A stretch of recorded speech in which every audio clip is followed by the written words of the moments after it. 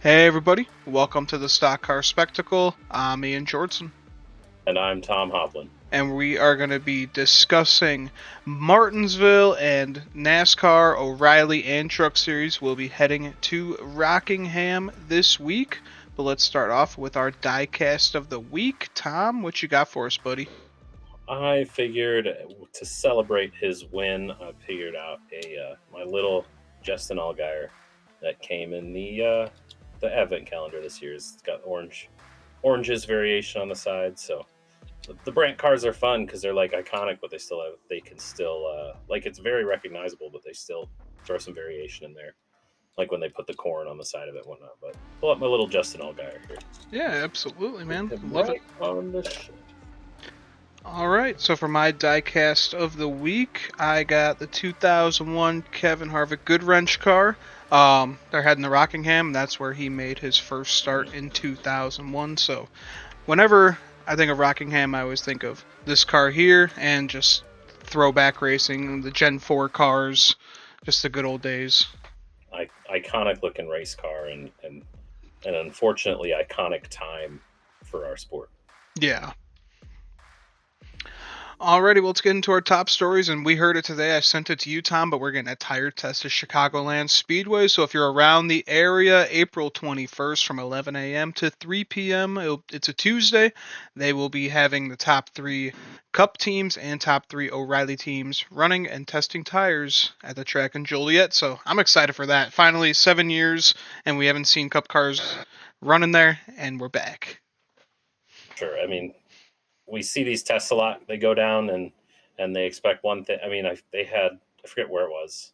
Maybe it was um, what's that place where they run the All Star race, North Wilkesboro. Yeah. They did the tire test and they're like, "Oh, the fall off's fantastic." They get to the race and nothing happens.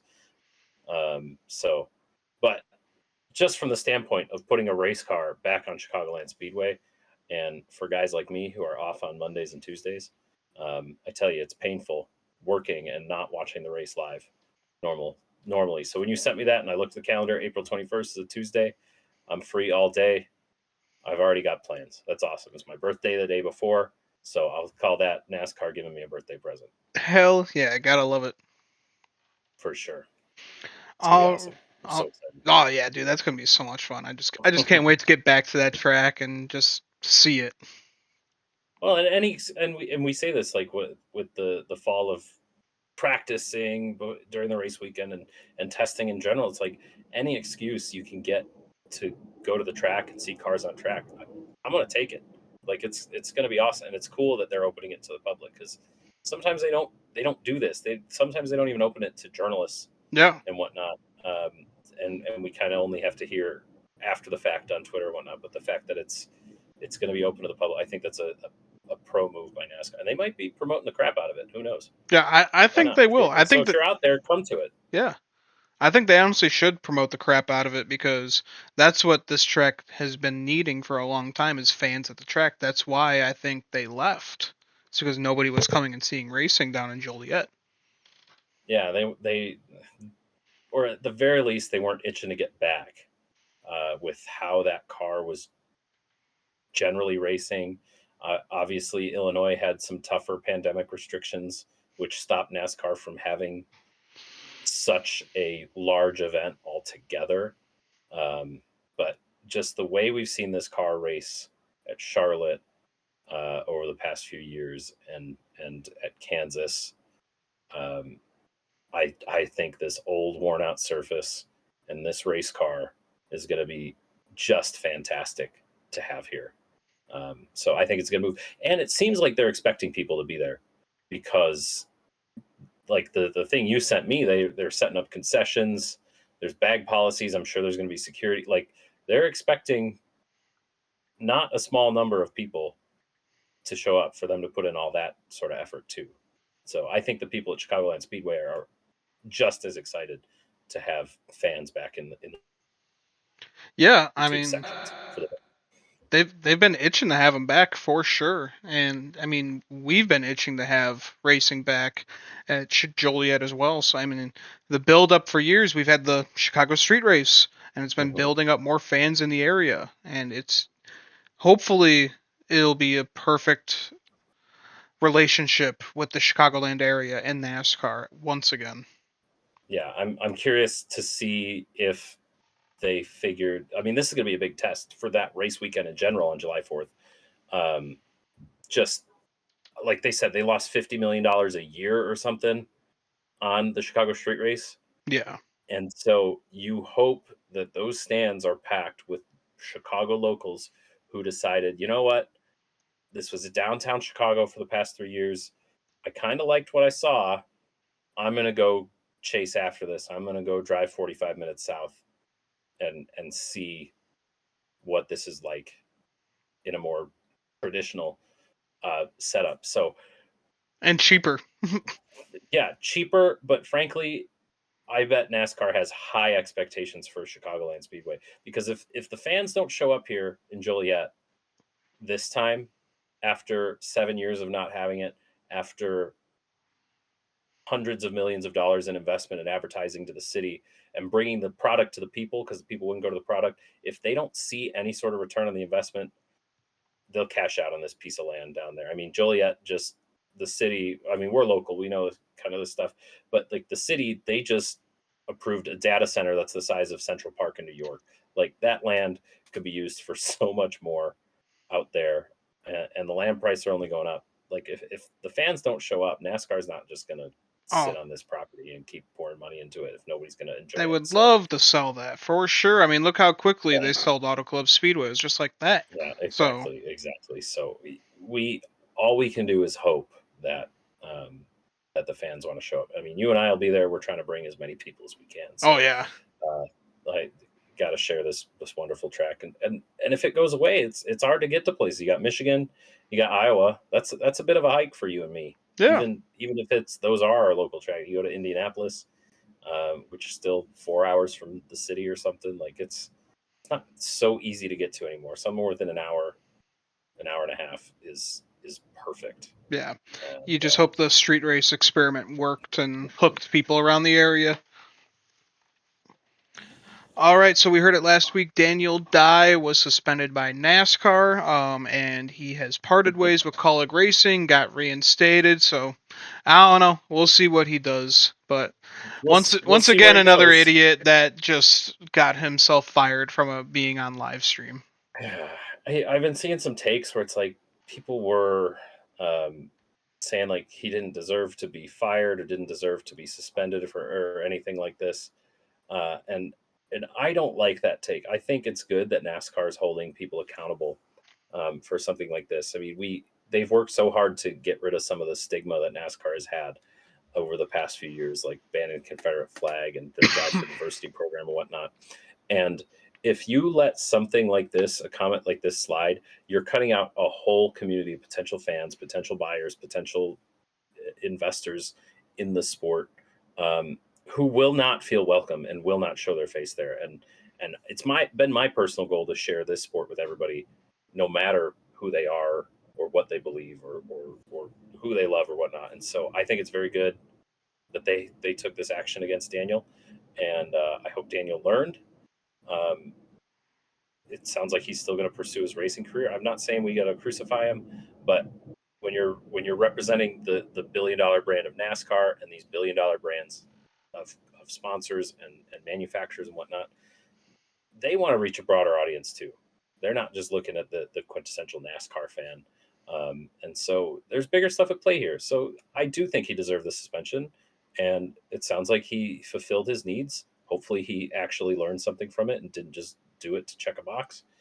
And we can move on to bigger and better things like Corey LaJoy.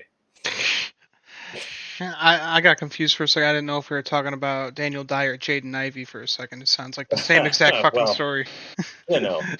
but yeah, the irony, the irony with all this is last year Corey LaJoy, when he loses his ride, doesn't says he doesn't want to race for empty stands on Fridays and Well, Saturdays, and here he is. It seems like absence makes the heart grow fonder. He'll take anything with a seat and the steering wheel at this point. So I think Corey so. LaJoy takes over this. He's gonna listen. Good for Ram. They got a solid driver. There's a reason Corey LaJoie sat in the Cup Series in that type of ride for so long.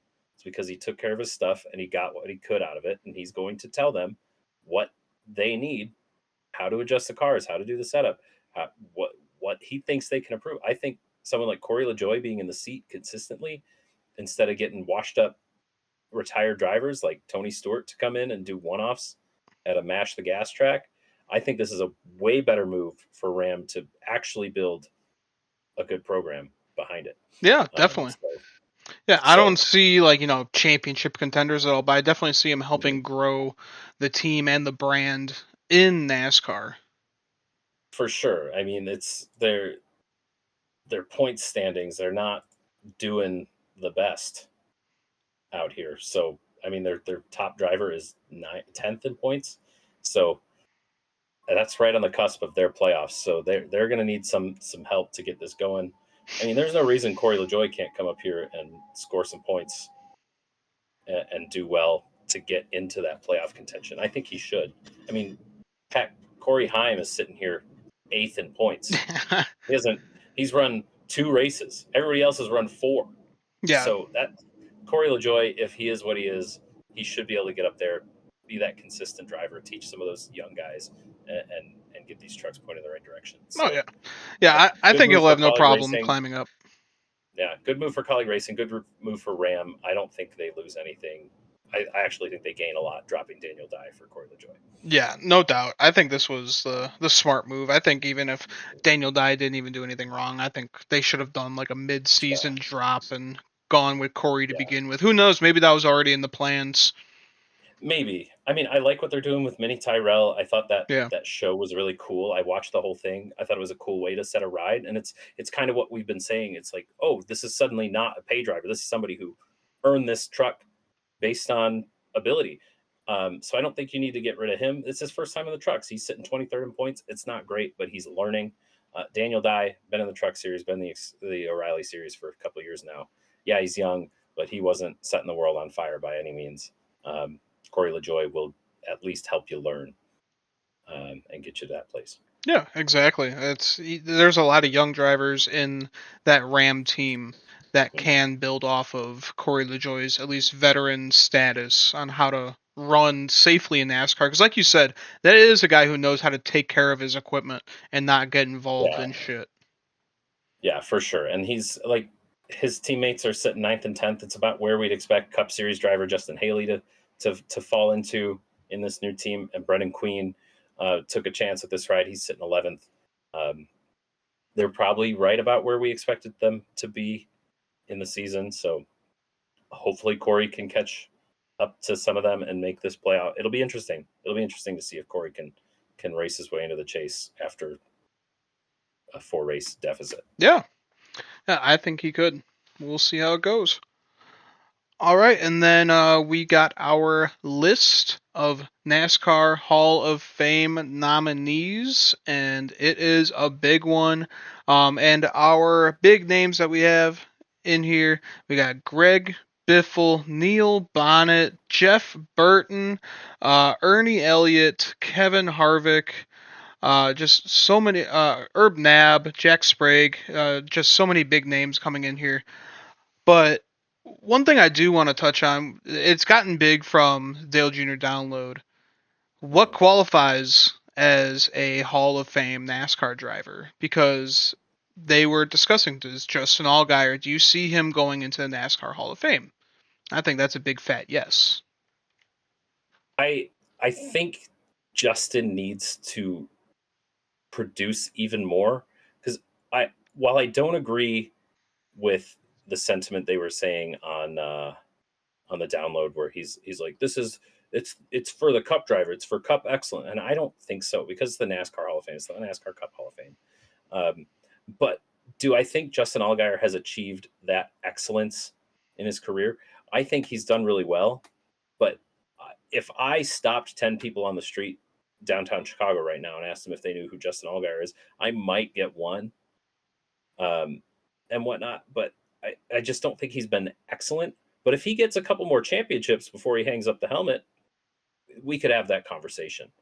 I just don't like the sentiment that it's only Cup and all your other NASCAR accomplishments do not matter. I did not like that sentiment.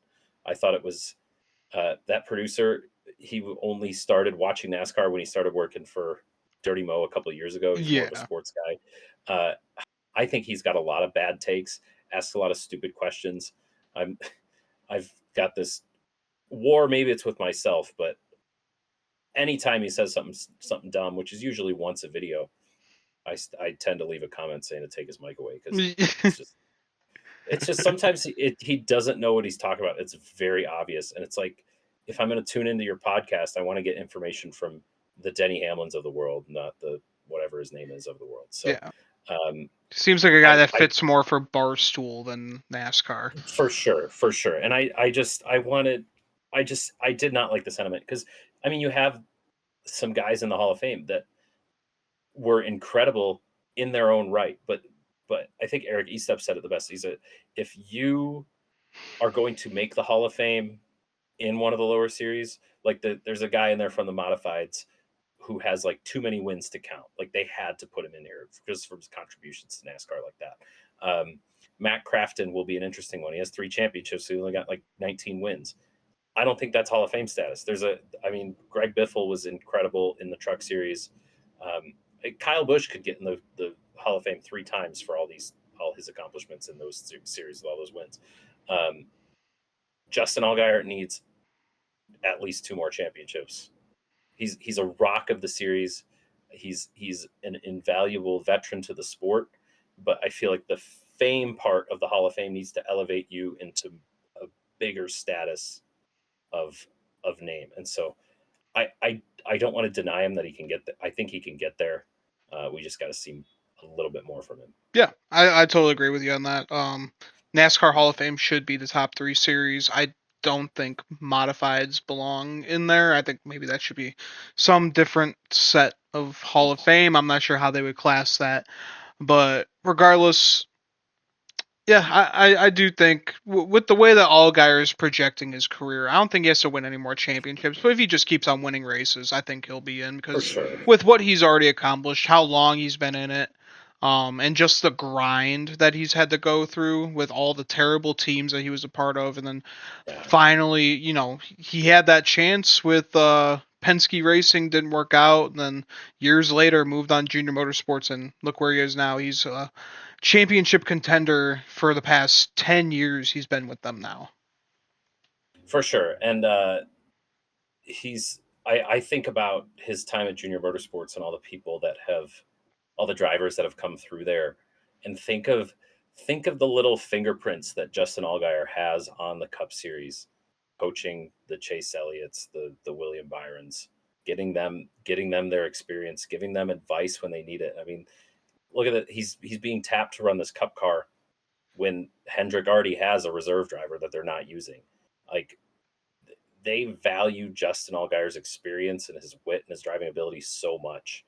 Um, that he's a quality thing, and it kind of does suck that he is the center of this Hall of Fame debate because he's just a stand up awesome driver Oh yeah. first and foremost. So Yeah. He's amazing at what he does, that's for sure. very quickly, Kevin Harvick got to be the first ballot Yep. with his accomplishments. I don't personally know too much about like the pioneers section of it, but I'm sure that the voters will pick that person. And I have this feeling that Greg Biffle's going to get voted in out of sympathy, I think he's and got to. I don't know if I agree with that. I didn't even, if you just look at stats, and I may get crucified for this one, but if you just look at like stats, they're talking with Dale Jr. I don't think Dale Jr. on stats alone deserves. Dale Jr. deserves to be in the Hall of Fame because, like we said, it's a Hall of Fame. If I stop somebody on the street and ask them if they know who Dale Jr. is, 9 out of 10 people will say yes because it's just a household name. And he's done so much for the sport outside of the sport. But if you just look at his stats, no championships, something like I think less than 30 wins and a couple Daytona 500s, like that is higher than the standard, but it's not Hall of Fame status, I don't think, in stats. Although he has contributed a ton more to the sport. Yeah. than I just his cup stats. I would debate that. I would say Greg Biffle is Hall of Fame Hmm. worthy. He's O'Reilly Series champion, Truck Series champion, Rookie of the Okay. Year in both series, 19 wins, Yeah. over 500 starts in the series, and just his humanitarian work too that he did, Hmm. just all throughout his He, career and even at the end of his career too, helping everyone out. I think it goes beyond the track. That's for Hall of Fame status. But just even what he did on the track, I mean, getting one win in NASCAR is hard enough, and then getting it's very 19 difficult. Yeah. wins, I think that is definitely Hall of Fame worthy.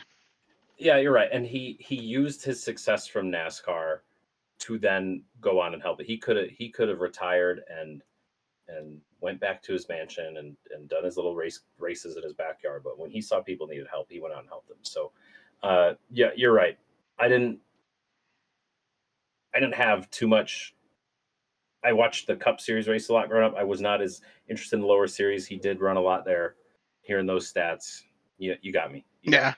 no, it's all Vote him good. in. I just But does I've but does always he loved the go in? Biff. Does he go in before a Jeff Burton?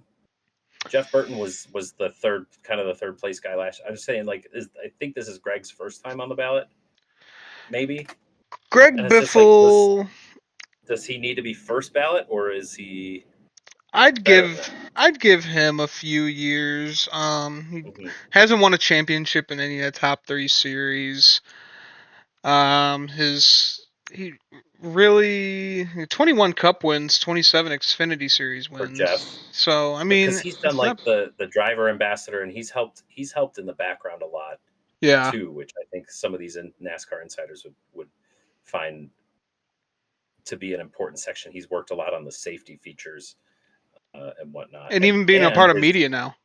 yeah, his media too is the next point. It's that he's been iconic for fans growing up to watch because as he transitioned out of driving, he went straight into his commentary and other than not being able to say Shane Van Gisbergen at the first street race, he's been a fantastic member of the media. He's really just knowledgeable of the sport to help bring the sport to other people because how the sport is presented is very important to get people to then care about the sport. So um, I think they got to put Jeff in before Greg.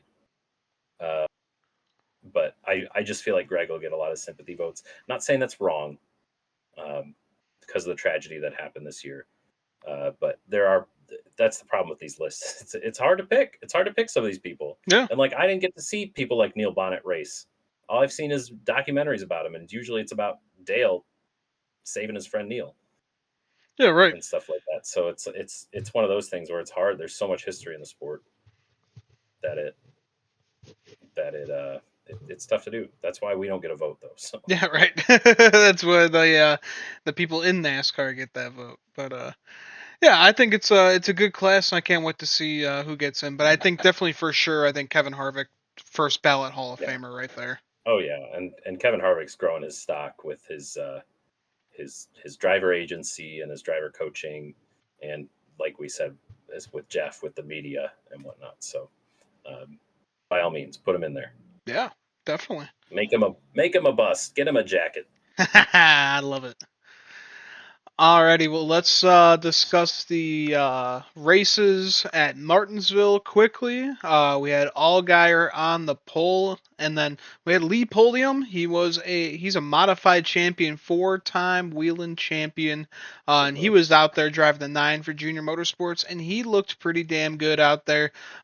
Came into the top 10, led a bunch of laps too, and then unfortunately, I mean, it's just a rookie mistake. He missed a shift, caused a big pile up on the restart. Yeah, But I mean, it's going to happen. It's his first ever O'Reilly Series race. And honestly, I hope it's not his last because he looked really impressive. He just needs to practice more on those restarts for he sure. what is he 39 years old or something? They said on the broadcast. I Yeah. love I love when Dale Jr. does stuff like this when he knows that the fans that there's these real racers out there that are just raw talent and just never quite got the opportunity. And I mean, again, look at Josh Berry, went from bank teller, got the right opportunity with Dale, and now running Cup Series. He is a Cup Series driver.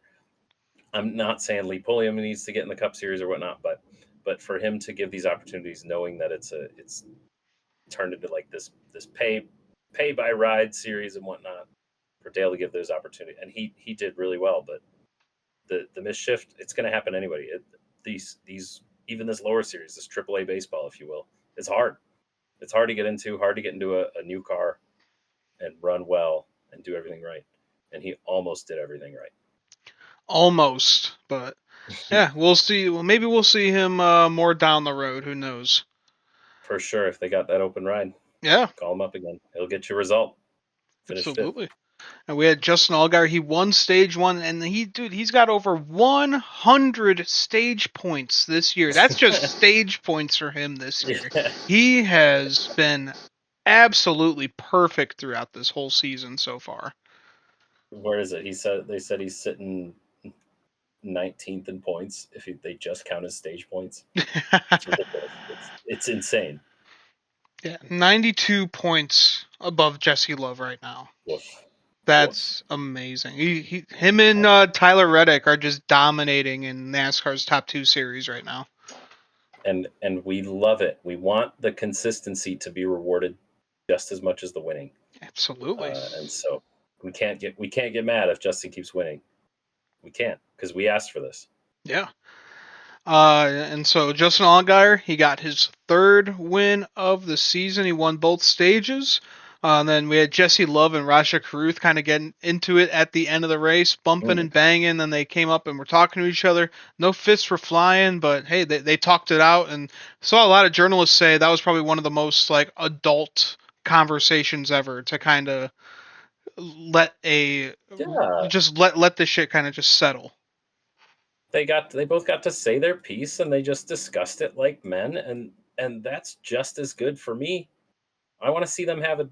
I don't need to see them having fist flying to know that these guys care about it. And you Yeah. saw in those videos and the camera shots that they had their discussion. Maybe they agreed on some stuff. Maybe they disagreed on stuff. But I almost kind of like that they never got fist flying. Apparently, they're friends. They know each other. They're going to treat each other with respect. Raja sound like he took the blame. He said he lost his head a little bit and made things worse. Um, not I didn't really like the crew chief coming in there and trying to rough up Raja a little bit, but good on Jesse Love for pulling Raja aside and good and talking it out, Yeah. not just jumping to conclusions. So um, really mature actions from two guys we consider up and coming young guys. You may not expect to have such reactions. So Yeah, good on yeah, them. good on them. Honestly. All right, and then And yeah, looking at points, I mean, yeah, Jesse Love 92 points below Justin Allgaier, just leading the way. Sheldon Creed, he's having a pretty good start to the year in third, and then Austin Hill fourth. I mean, the start of the year was really good to him. the start of the year was really good to RCR. So maybe that's where they had the confidence and the money to pull Cletus into the third car. Yeah, But I mean, and if you see what Cletus does in iRacing, he may go out to Talladega and push Austin Hill to the win or something. Who knows? But no, it was a really good start to RCR. Sheldon Creed, again, this new points format, I think works really great for Sheldon Creed. If if you have a format that's going to look at your body of work, I would love to have as many second place finishes as Sheldon Creed does, oh yeah, even without the win. So with his win, that helps him out a ton. Um, but yeah, I mean, look, you see RCR, Junior Motorsports, and Sheldon Creed at the top. Um, surprising is JGR. They're having they are not the same JGR that they were 4 or 5 years ago. Uh, and that I guess that's what happens when you get a lot of people just showing up with money instead of talent.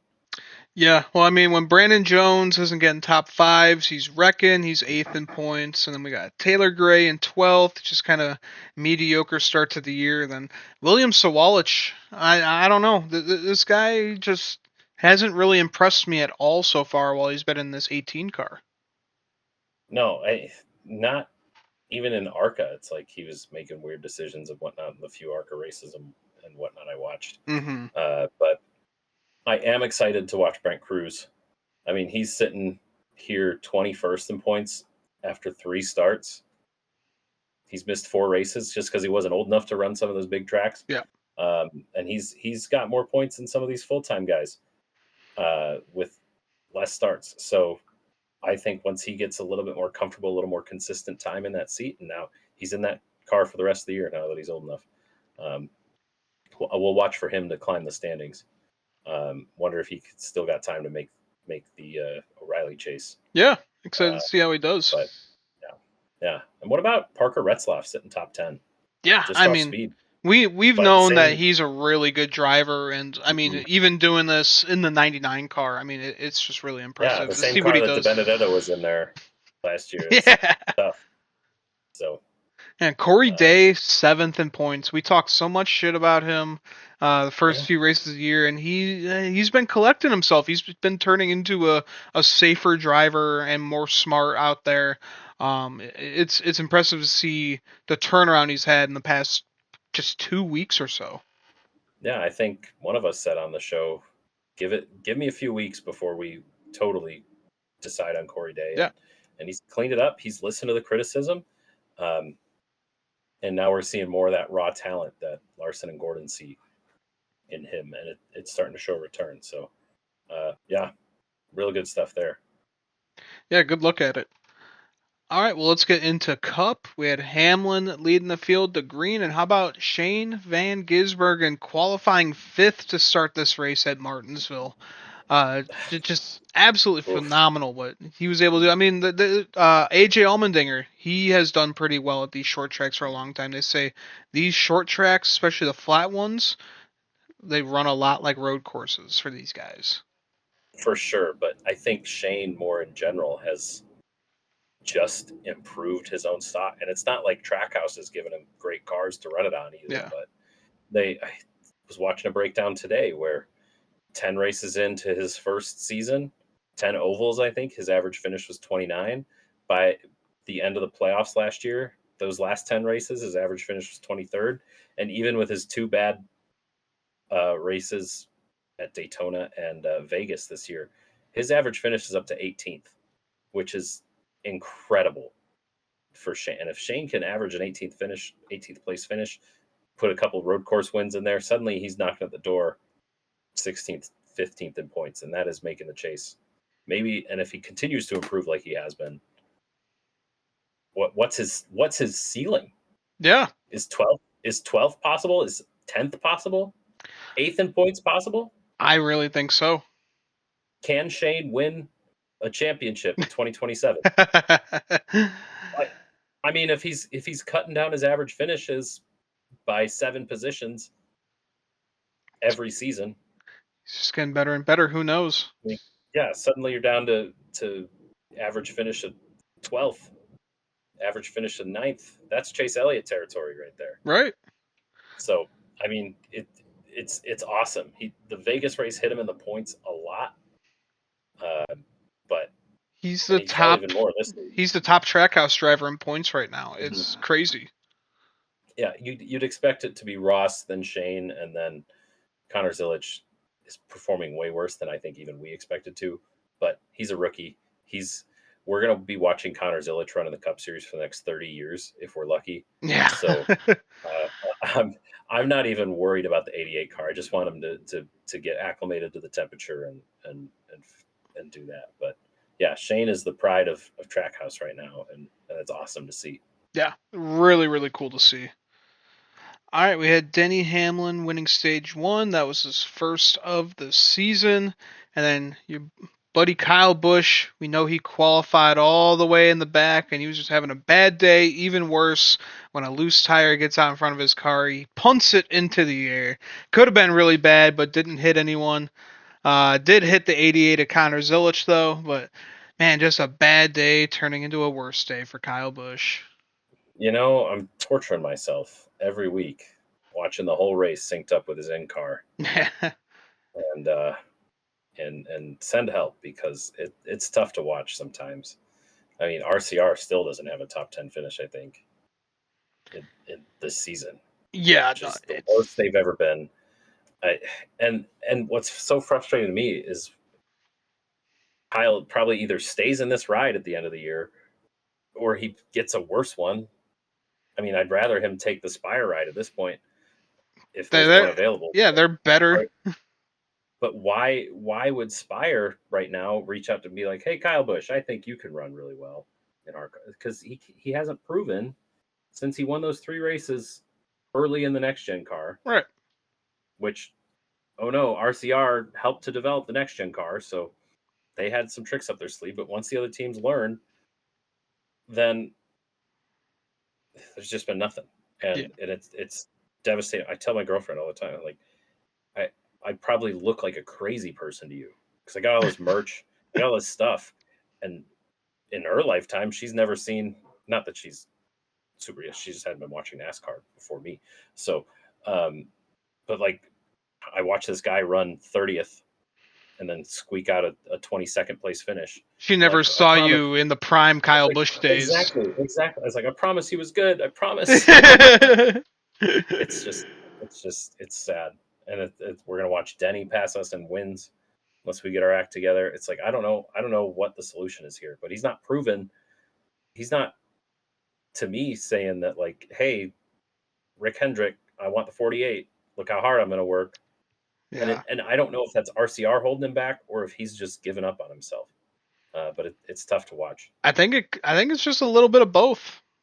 Yeah, Because I don't know, but like you said at the beginning of his tenure over at RCR, he looked mhm. amazing. I mean, maybe it is because the other teams didn't figure out this car yet, but I think maybe He after had something to just prove. I don't know. losing so much, I think it just kind of killed his mojo. Yeah, I mean, the pandemic really hurt him. He was already declining before the next gen car, and it was because they took away practices. Yep. He was the king of dialing in his stuff in practice, and I don't know if I'm making excuses or whatnot, but for that, but that seems to me to be the thing. Because like the man was on fire even in 2019 when he won the championship. I mean, it was just annoying to watch him win all the time if you weren't a fan of Oh, his. it was awesome. But like, I mean, the reason people are hating on Denny so much because he wins. The reason that people were hating on Kyle so much was that he wins. And now if Kyle won, I'm sure the stadium would erupt in cheers just because he's this veteran getting his last one or something. Because oh my goodness, Yeah, it has not been I'm good, but celebrating top 15s like I used to celebrate top fives. The yeah, top right. fives used to, like, damn, Yeah, but after it's tough to watch. But seven races, Kyle Busch is 24th in points and Austin Dillon 27th. So yeah. RCR, yeah, they're already on track to having their worst season of all time. And then like you think in the greater terms, like if Kyle Busch doesn't come back to that ride, does Jesse Love want to come to this Cup Series ride? He's having all that success in Xfinity. Do you want to come to a Cup Series ride and suddenly run 24th? While Ask Noah possibly the Gragson about his 48 time might be at, open. yeah. Ask Noah Gragson about his time at Legacy Motor Club before he got fired. Like, it's not fun. Ask John Hunter Nemechek at his time at Front Row. He's not going to have fun going to the Cup Series and running like dog shit. Yep. So I don't know. Yeah. I have this irrational hope that Rick Hendrick will want to give Kyle Busch the Mark Martin treatment, but Mark Martin was driving way better than Kyle Busch at this point in his life. So Yeah. I mean, Mark so Martin was he was so good. Just the older he got, but the competition was so much better. yeah, that's true. That's true. So I don't know. It's tough to watch, Yeah. and I'm gonna keep tuning into Kyle Busch's in car every single week. Just got to So do it, man. You're dedicated. it's terrible. It's terrible. All right, and Hamlin won stage two, and then a gutsy short pit call for Alan Gustafson and Chase Elliott. Mm. Got them out front after the cycle went through. Had a good run, and with a little help of a debris caution, there was a brake rotor on the track. A lot of people are calling Yeah, favoritism. let's talk about that one for a second. I don't see the problem with the caution. You have a brake rotor explode. I mean, at Phoenix, the brake rotor exploded and it took out Cole Custer completely. The piece went through his engine and ripped him out.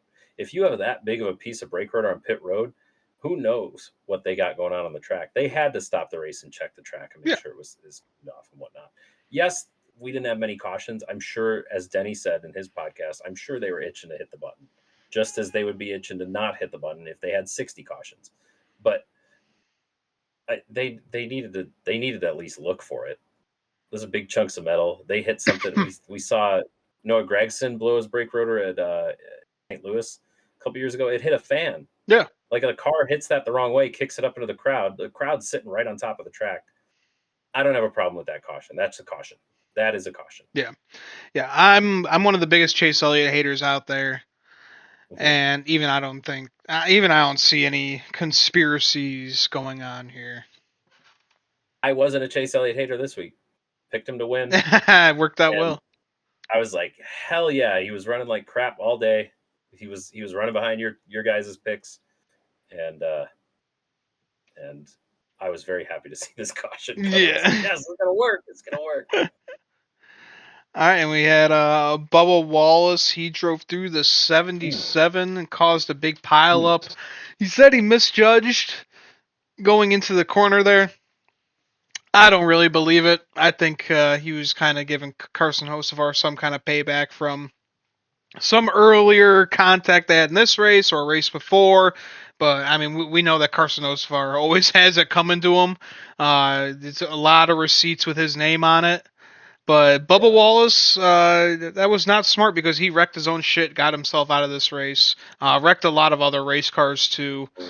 Just not a good judgment from that 23 car. Bubba Wallace, 36th place finish, DNF. Last week, 30 something place finish because he got in the wall at the wrong time. I mean, that's why his teammates running in first place in the points, and he's on his way down. Yeah, There's a 11th bunch of now, guys tied for points or something. Yeah, 11th. He's tied in points, so eighth, four-way 11th, tie. depending on how you say it. But yeah, not great. Yeah, Um, especially when he was so second in points and he was pretty far up with his teammate there too. and he's running well. He's running well. But they have this mindset. They've been running this format of win and you're in, and the regular season really doesn't matter in the grand scheme of things. We've been running that for 10 years. I mean, that's all Bubba's ever known. So in the heat of the race, you get down to the last few laps, he's gonna forget what he's actually out here for in that moment, and he's paying for it now. Yeah. So I don't know. Call Landon Castle, get him to say the line, uh, and we'll move on. It's weird. It's not like he throttled up or anything. It's just like it was almost like a weird stack. It almost looked like a racing incident, but the more you look at it, the more it's just like he didn't stop. He saw the 77 in front of him. Cut 77 of them, took him 3 wide at the restart, and Bubba took an opportunity and failed. Yeah, It's bad look. yeah, not Tough. not a smart move by Bubba one bit. Mhm. And Uh, again, did he finishes last. Where did what's his face finish? 15th or something, Hocevar? 17th. So, yeah, Yeah, he got a fair amount of points, and and Bubba didn't. we move on. Yeah, no, not at all. One I, point for Bubba. I don't like this, man. It's an episode where I'm praising Elliott and I'm talking shit about Bubba Wallace. What is going on here? Well, I mean, you got to praise Gustafson for Yeah, taking the chance to make that call, but apparently the Chase fans don't even like Gustafson after he gets him a win. So I don't poor get dude that. can't win. He has won Chase Elliott 22 races and a championship, and they still call him a terrible crew chief. I think he is one of the Yeah. best in the garage right now. Oh, for sure. I mean, there's a reason Chase Elliott's sitting fourth in points and has an average finish this season of like 9.5. Like Yeah, the Chase Elliott is the epitome of the consistency. He's like the Justin Allgaier. He's going to get what he can out of the car, and then if he's got an eighth place car, he's going to finish eighth at worst. yeah, He had a ninth to 11th place car this week, but they made a strategy call. He wasn't going to finish worse than 11th. I mean, maybe if he did the two stop strategy, we saw it play out to the end. Maybe he's running up there, finishes 12th or 13th by the end of it. But he took a ninth place car put it on the put it the lead at the end of the race. Yeah. That's what they had to do, and I he didn't give it mean, up. like you said for the O'Reilly series with like Sheldon Creed, this chase format was made for Chase Elliott. I mean, it's just perfect that his name is in it, but Chase Elliott, we know that he is one of the most consistent drivers in NASCAR. He's not going to get a bunch of wins every year. He's maybe going to get 1 to 2 to 3 wins, but he is going to top 5 your driver to death. And I think right now he's projected to go to first place because I still see Tyler Reddick having a big fall off here. I think he's going to have a Yeah, dreadful summer because there's no way that this high is going to last this long. but the magic could run out. But I mean, they're showing speed at maybe places we expect the top three guys or the top three teams to show speed. I mean, It's true. he was lights out at Darlington, and he beat Shane Van Gisbergen straight up at Coda. So he's putting it together at places you don't expect him to win. But yeah, Chase Elliott, I still don't know why he's the most popular driver. Like, he's so boring. But Chase Elliott's not going to crash the car. And the other thing is, the last time he won this early, this is the earliest he's ever won in the season. But the last time he won early on in the season was 2020, and he went on to win the championship. This So is true. a race, the momentum is real in NASCAR. I'll believe it wholeheartedly, and this is going to build the confidence in the team. Gustafson's going to be able to make some more gutsy calls, and it's funny. Chase Elliott wins a race and still goes down a position in points. Yeah. I mean that I just love it. That's how this chase format works is just because we have many other consistent drivers. I mean, Denny Hamlin, he swept the stages throughout this one, but didn't end up finishing the race in first place in victory lane. But I mean, still, he collected a hell of a lot of points throughout this one too. So Yeah, I just love it that like fastest lap, stages actually matter too now, like even more. fastest lap, and two stage wins gives you more points than the winner if the winner doesn't collect any stage points, which Chase didn't. He was sitting in 12th, 13th the whole time. Yep. So, which also, again, I love that it can reward the guys that are faster in the race, but maybe have a mishap and whatnot. And the final couple restarts were odd with Ross being up there, Ross throwing a Hail Mary of his own, Yeah. um, and getting up there, and he ends up finishing 16th. Um, but they need the track position, and this was a classic Martinsville track position race, and Denny dominates, and we've seen it 100 times before. I mean, early in the only lead change up to that point was the time that Denny got stuck in lap traffic in stage one and lost the lead for like 12 laps. And then he came back and led everything else. Yep. But as soon as Ross got some dirty air on him and he had a bad restart, he never recovered. And then he's complaining about a loose wheel and running into guys and driving a little bit recklessly. And you could tell that the day that Denny dominated was just slipping away from him, and he was getting desperate in that car. Yeah. I mean, you can also just see it with how William Byron was because he was running up front for like the first half of this race, and he had a mishap on pit road and was stuck. Couldn't even reach the top 10 towards the end of the race. Where did he even finish at? Byron was fifth. Fifth. Okay. Well, okay. So you Top reached the five, top yeah. 5 at the end, but I mean, this is a car that should have won this race. Him and Denny Hamlin were going at it. And honestly, it was really surprising just to see Hendrick Motorsports kind of race mediocre on Sunday. They Yeah, weren't really running top fives at all like we would. We thought, like we've seen the past years, we've seen all 4 cars finish in the top 10. And it was just kind of mediocre for them up until the end. Alan Gustafson, that amazing call, but Hendrick right. Motorsports just, You they haven't had the speed all season, again, they kind of stole this one. Uh, they just that's been it. You'd expect Hendrick to show up at Springs Martinsville. I mean, on their anniversary a couple of years ago, they basically swept the whole damn thing, but um, they just haven't had it this year. Maybe it's the new body. Maybe it's, I don't know. Maybe they just didn't pick it up from last year after winning the championship. But Chase Elliott ends the drought for Hendrick. And it's funny that 6 races there's a drought of any kind, but yeah, they did it. right. At the end of the day, Chase Elliott, Alan Gustafson both get to bring home a grandfather clock. Yep. And some parts of the rest of the race don't matter. Spoken like a true Kyle Busch fan. Ugh. Hey now. All right, guys. Well, we're going to take a quick break, and when we come back, we will be discussing our picks for Rockingham this weekend, so stay tuned.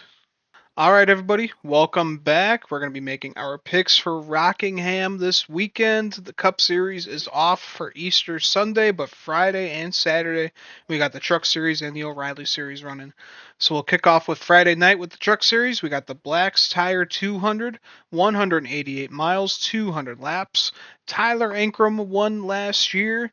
And we got Corey Heim back in that one truck for Tricon. Corey LaJoy will be in the 25 for Kaulig Racing. And Carson Hocevar will be in that 77 for Spire Motorsports. So let's go to our picks. Nick went first, and he is going with Corey Heim. It's Heim time. I mean, if he's in this race and you're going first, you got to go with Corey Heim. For sure. I mean, what else? Why do we even pick? We might as well pick Frankie Muniz and Clayton Green. Yeah, right? All So right, but you are up for your pick. I think we're gonna see some speed out of the front row trucks, and I picked Chandler Smith. Don't know why. I think he was one of the ones that was running up there front late. I think he had a pit road issue on his last stop, uh, if I recall correctly. But I Yeah. could just be making that up. But Chandler Smith, he's a safe bet. He's going to run up well Yeah. He's and due. do well. He's got to be due. Why not? Yeah. All right. Well, I got to go with a veteran for the Truck Series. I got to go with Carson Hocevar. This is the second year that the Truck Series is running here in the past like 10, 15 years or so. And got to go with a guy who understands this truck, how to just stay clean. Even that's funny to say with Carson Hocevar, Right. but he is one of the smartest guys probably that is going to be in this field this weekend, and I got faith in him. Let's go 77. But I mean, as much as we like to dog on him a little bit, it's like he is the young guy in the Cup Series, but when he goes to the Truck Series, he is the Cup driver in the Truck Series. Like he's going to go there and he's going to use that Cup experience and racing against the guys that are really good on Sunday and use that experience to to show up. And he does show up anytime gets in one of those trucks. And the Spire Yeah, trucks are fast. They're fast. yeah. I mean they're. I think they could be one of the top truck teams in NASCAR right now for sure. Oh, for sure. All right, well, let's go to the O'Reilly series with the North Carolina Lottery 250, 235 miles, 250 laps. Like you said, in the break, Sammy Smith won last year. Um, so let's go with our picks here. I am going to be going first. I'm going to go with Raja Karuth. This is a guy who's had a lot of momentum on his side this year, especially in that 88 for Junior Motorsports. And I think his time is due. I think he's ready to get his first Xfinity or O'Reilly Series win. Well, I think you and I are going to have a discussion after the race because I'm going to go with the guy who was having a discussion with Raja after last week. That's a bit of a stretch there, but Jesse Love, when I was in the stands last year at Rockingham, Jesse Love crossed the finish line first under the checkered flag. That car was hooked up. Unfortunately, it was illegally hooked up, and so I think they're gonna tighten all their bolts correctly this year, and I think they're gonna be out for revenge and go get their trophy again. I think Jesse Love will show the same speed, but legally this time. Yeah, they'll do it right. All right, and so Nick is making his pick last, and he's not on the show, and we haven't gotten his pick yet, so we'll let you guys know next week with what he had.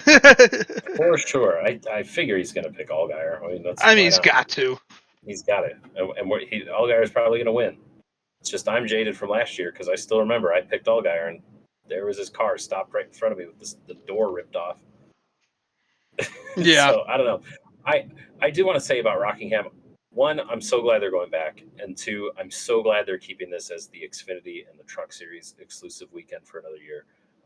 I think it was really cool to go out there and see those guys spotlighted in this historic track in NASCAR, and I'm glad they did that. And I had a blast last year at the race, and I'm sitting here as I'm thinking about last year's races, reminiscing, watching the Truck Series race. I didn't have my radios yet, so I was just kind of organically trying to follow along, and it came down to like fuel mileage, and people were pitting last minute. So it was so fun to just try to follow and see that race play out in real time, and helping the people around me, even though we weren't able to talk because it was so damn loud, helping the Yeah. people around me figure. I was like, "There's the leader, he's coming by," and then like other lap trucks would come by. I was like, "There's second," and then you'd see somebody come in and pit. You're just counting cars as they came by. It was fantastic, old school weekend, and just really cool. And I'm excited to see them go back. So I'm glad we have these weekends to focus on trucks and O'Reilly a little bit more. Yeah, definitely. It makes it a little bit more special. Gets to highlight these guys. Like, oh, Cup's not on, but a lot of people who maybe don't watch the O'Reilly Series or Truck Series,